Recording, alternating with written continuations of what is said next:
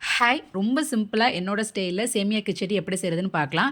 நான் இப்ப வந்து கேரட், பீன்ஸ், பட்டாணி, அப்புறம் வெங்காயம், தக்காளி, பச்சை மிளகாய், இஞ்சி எடுத்திருக்கேங்க. இப்ப குக்கர்லயே தாளிச்சு விட்டுறலாம். எண்ணெய் விட்டு கடுகு, உளுந்து, அது கூட ஃபர்ஸ்ட்டு இஞ்சிய போட்டுக்கோங்க. அதுக்கப்புறம் பெரிய வெங்காயம் சேர்த்துக்கோங்க. பச்சை மிளகாய் உங்க காரத்துக்கு ஏத்த அளவு சேர்த்துக்கோங்க.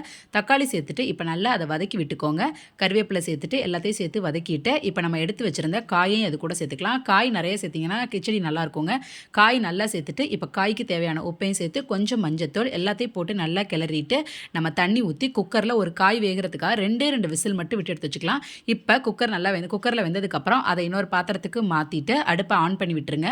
நல்லா அந்த தண்ணி கொதிச்சு வரும்போது சேமியா இருக்குல்ல, நான் அணில் சேமியா எடுத்திருக்கேங்க.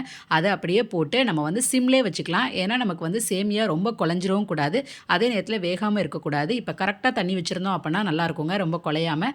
லாஸ்ட்டாக வந்து இறக்க போகிற நேரத்தில் கொஞ்சோண்டு நெய் ஊற்றி இறக்குனீங்க அப்படின்னா வாசமாக சூப்பராக இருக்கும். ட்ரை பண்ணி பார்த்துட்டு கமெண்ட்டில் சொல்லுங்கள். தேங்க்யூ.